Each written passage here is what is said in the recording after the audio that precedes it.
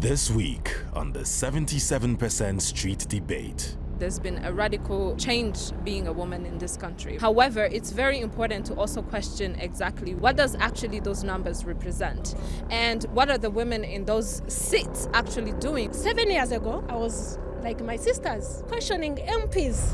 What are you coming to do? What are you doing for us? They have to think about how much men have really struggled to put them in those places. You did not do everything for us. We did it. And I agree that we still have culture and norms, but you also should understand that equality means equality.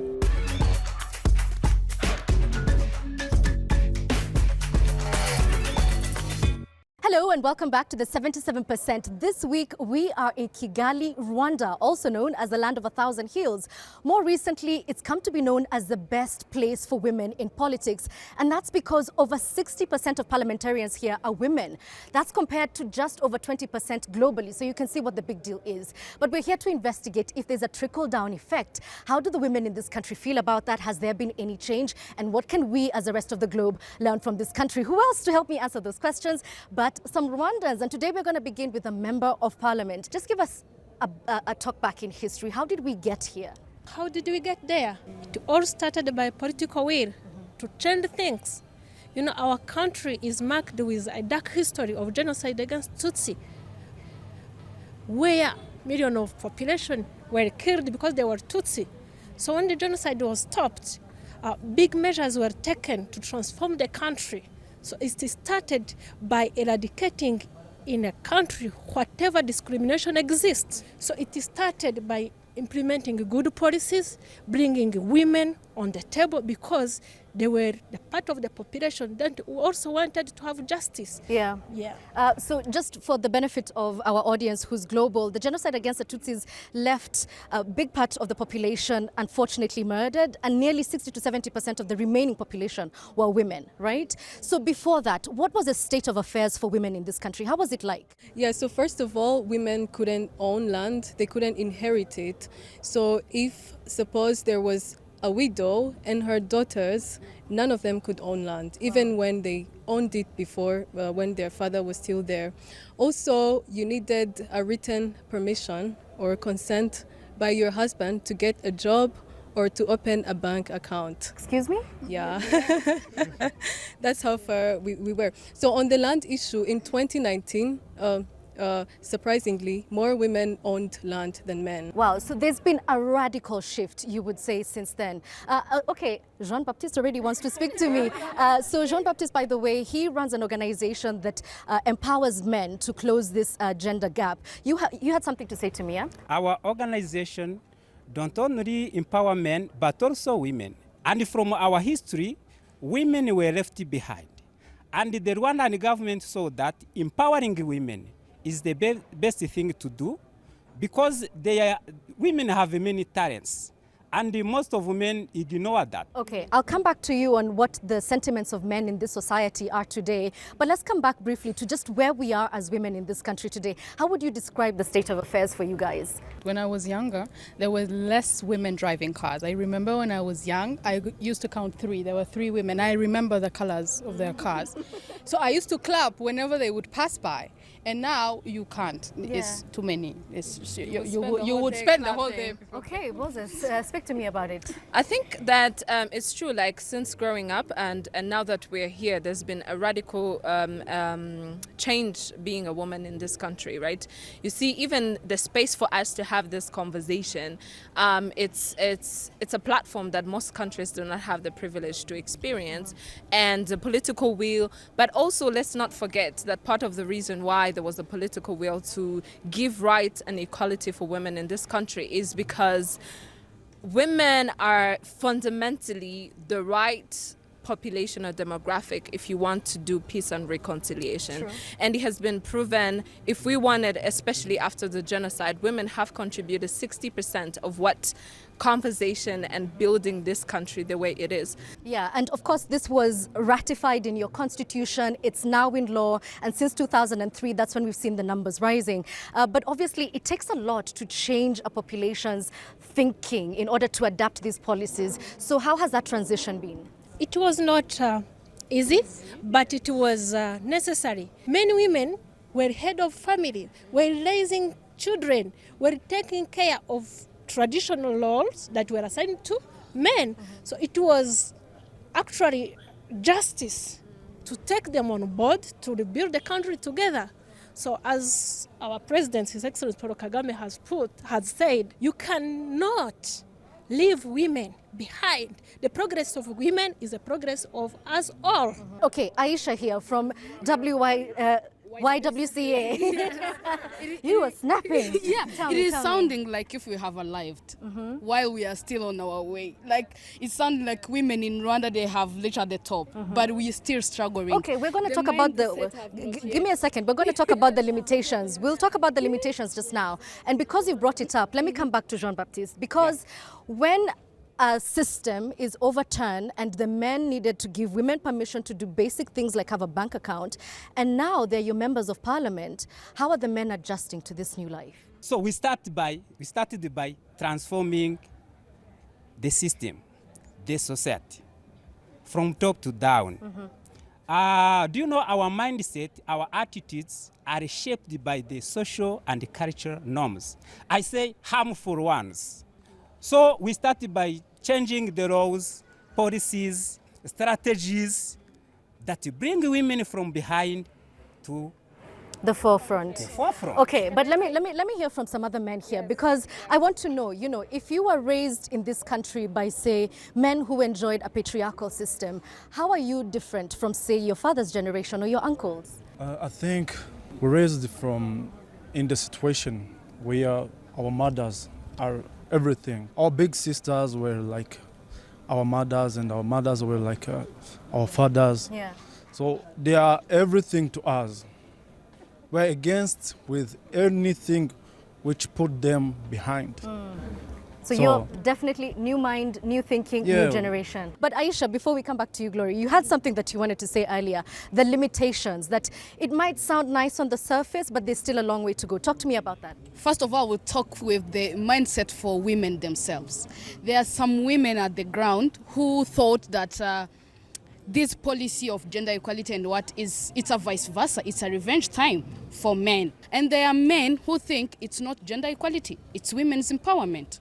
And those are two things that are different at the ground. And going back in rural area, you might find still women there who doesn't know what we are saying. Here in Kigali, that's where we're here. Yeah. And women in Kigali, there is so much opportunities and open of information that you can know more about gender equality and the opportunities out there that are waiting for you. But when you go in rural areas, there are some mindset that haven't changed yet. And a simple example, there is a higher level of teenage pregnancy in Rwanda now. And one of the issues you might see, it's because of men. They don't understand gender equality. They don't see the effect or impact of impregnate someone, while for them the life will goes on.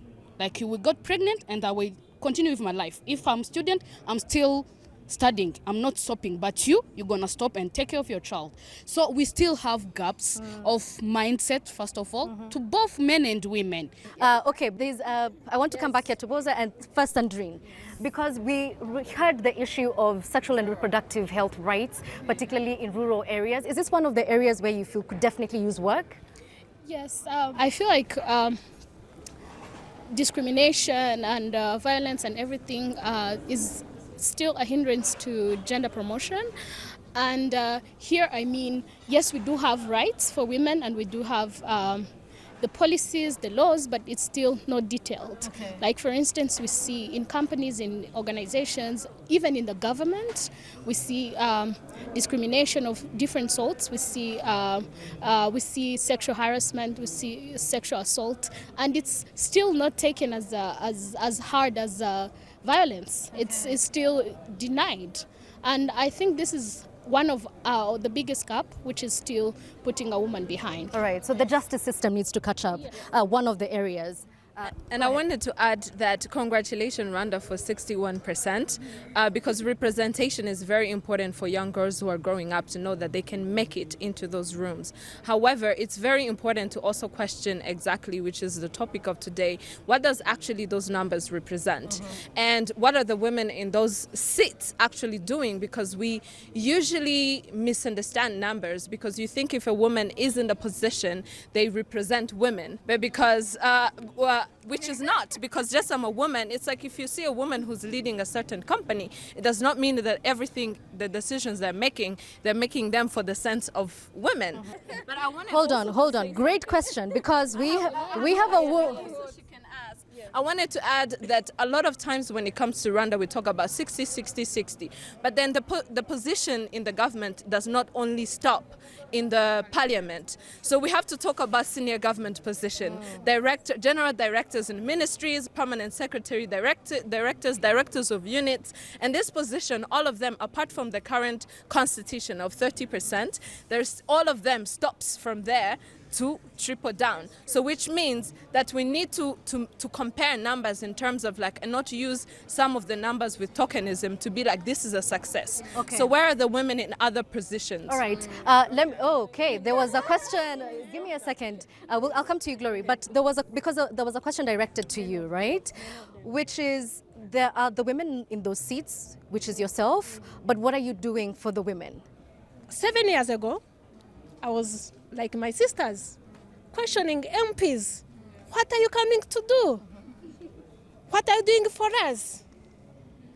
But that space of talking to them, of showing them you have opportunities, grab them, use them. I grabbed it. Now I'm sitting with them, telling them, I know in 2013, you enacted a law giving land rights to women, but we are seeing men owning land behind women's back. What can we do? Then 2021, we amended that same law because there were gaps. You see, I'm saying it because to say women empowerment and women equality, it's a progress. You know, today you may achieve this, but tomorrow you find there is a gap. So I'm responding to that, to what my sister said. Like, we are sounding as if we reached where we wanted. Definitely not. But have we made big steps? Have we made giant steps that we needed to sustain? I'm saying yes. Okay. She talked about laws not being implemented. That's exactly what we ask ministers. If we go to Isange One-Stop Center, which is a center that receives victims, we look at the statistics of claims that were brought there. We ask them, how many that were channeled to the prosecution? They tell us, they report after a week or when they find that a child is pregnant. Then we say, what's wrong with this? There is a need for sensitization to report on time so that you can gather evidence. Then we go back to the Minister of Local Government or Gender.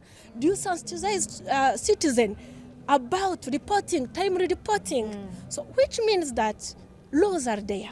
Goodwill is there, but education, sensitization is a continuous journey. Okay. So Delise works for Resonate, or with Resonate, which is an organization that helps deal with these challenges that we're talking about.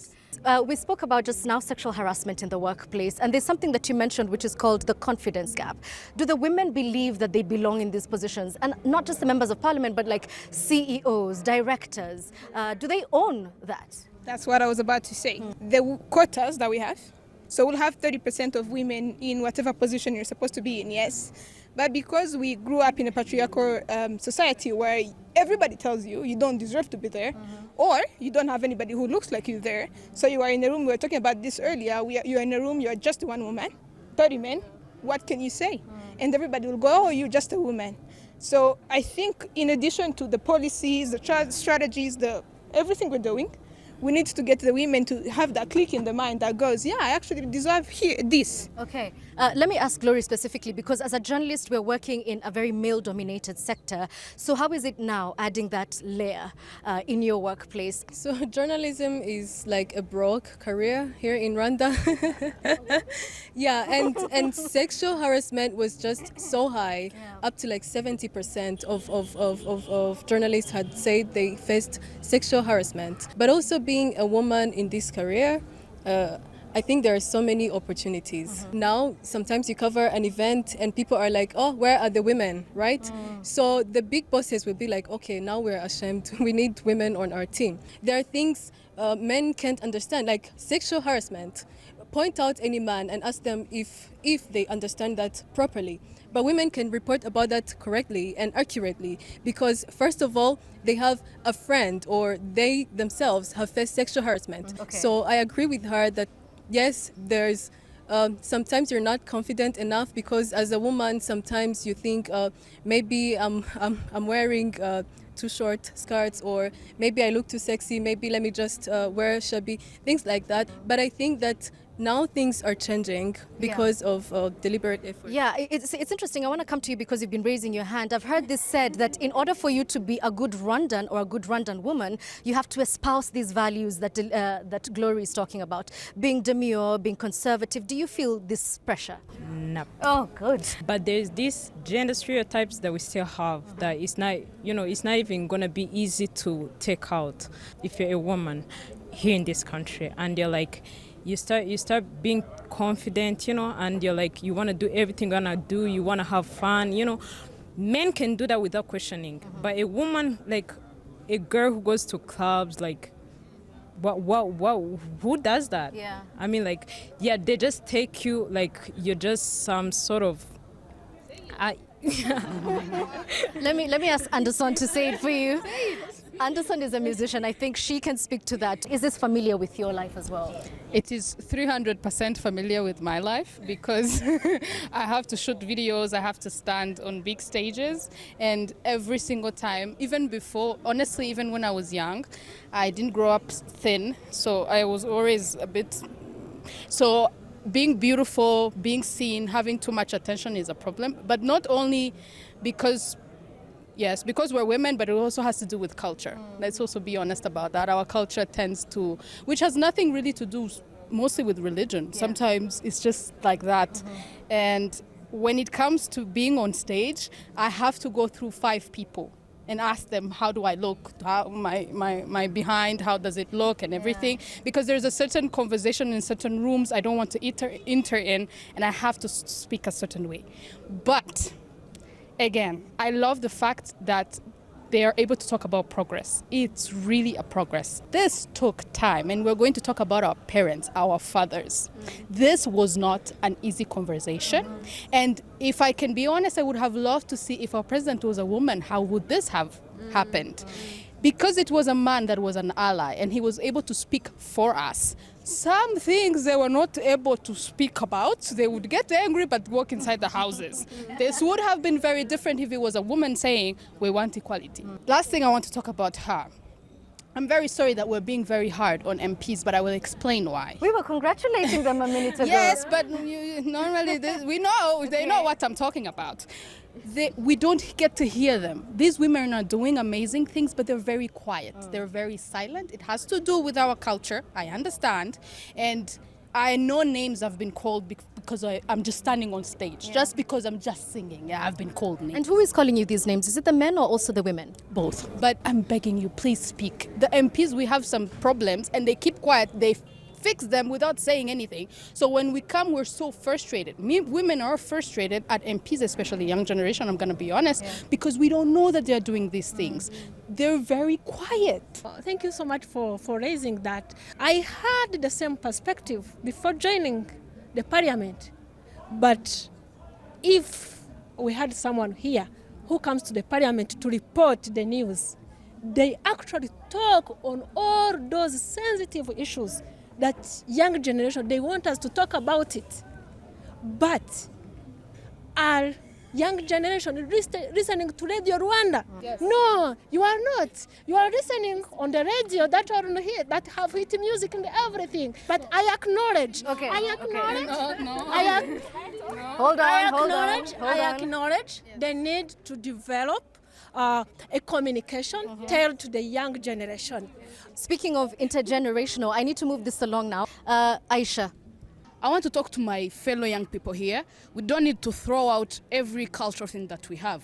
We have good things in our culture that we need to keep. Like, for example, in Rwandan culture, there couldn't be any kingdom without, we call them Mugabekas, or a mother of the king.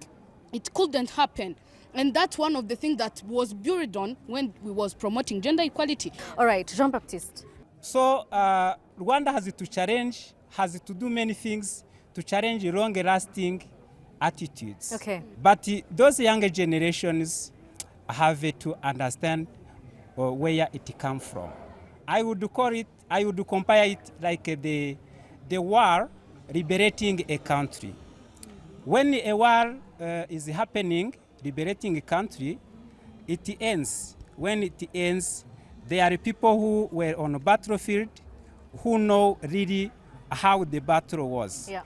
So donc the younger generations have to understand where you come from, what we achieve now. Great. Let me get some points from the back, please. Women have been given a lot of chances, and of which is good, and of which when I even give birth to a girl, I'll feel like I'm glad to have such a girl, or having a girl in such policies, or in a world of empowerment. But they have to learn or understand that them being given that kind of power right now, they just have to think about back in the days, who fought for them. Delise has given you a look that I... Yes, she has to. But they have to think about how much men have really struggled to put them in those places, how they have understood them. All right. Oh, okay. Let me give Delise a chance to respond because your face said it all. Thank you very much. Yeah. And we are very grateful for whatever it is that your men did. Oh, okay. But I'm trying to say that you did not do everything for us. We did it. We contributed. It's just that we were at the back while you were at the wall and everything. We were cooking and feeding you guys. Okay. So it's not like you did most of us. And I agree that we still have culture and norms. But you also should understand that equality means equality. All right. I need some solutions now. How do we close the gaps that exist? As a woman in business, I believe Rwanda needs to, first of all, increase investment because there's a huge investment gap in the business sector directed to women-owned businesses. So currently we're less than 12%. And then if we can invest, I mean, we must put money where the words is, right? So I think investment in women-led businesses is our way to a more liberation. Fantastic. Aisha? Yes. I would say, first of all, we need women and girls empowerment in their mindsets, socially, economically, politically. We need to empower girls and feel confident about it. Second, we need men engagement. We need to be at the same level of understanding. Like what I understand is what they understand. If I feel like I can be a businesswoman, a man should understand it the same way, not feeling that I was given. Actually, I wasn't given. I deserve it. Okay, fantastic. And finally, Gloria. Yeah, you asked earlier that how did the men take it? They took it because they had no choice. Because if they were hiring and your neighbor's wife is working and they're making more money, you also have to let your wife go to work, right? Yeah. They had no choice. But this has cost women even more because a woman cooks, cleans, takes care of the kids, but still goes to work, earns the money. Yeah. And then still the man handles the finances because he's the head of the family. So men engagement is making men understand that this is actually even good for them as much as it's good for us. It's not a favor, it's a right. Right. And finally, because we started with you, I'd like to wrap up this conversation with you. At the beginning, we asked if you feel there's a trickle-down effect. Obviously, from your work, you have an idea. But based on this conversation, what do you think could be done more? We still have a long way to go. It's a continuous work. We know that women do as double as so much unpaid care work. Yeah. Are we having structures in place helping them? Do we have a place where they can put children so they can focus on the work at home. So what we have to do is to continue implementing those amazing policies. And also, what I can say, run from this platform, communicate better what we are doing. Also, on their side, are you taking the maximum opportunity we have as women? So this is to them, grab it, hold it, and move Rwanda to the next stage.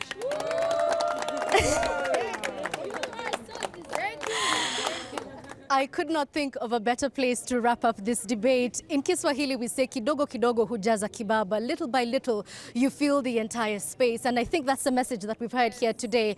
There's steps that's been taken, there's more to go, but let's not forget that good work has been done. Thank you all for being here, and thank you for watching.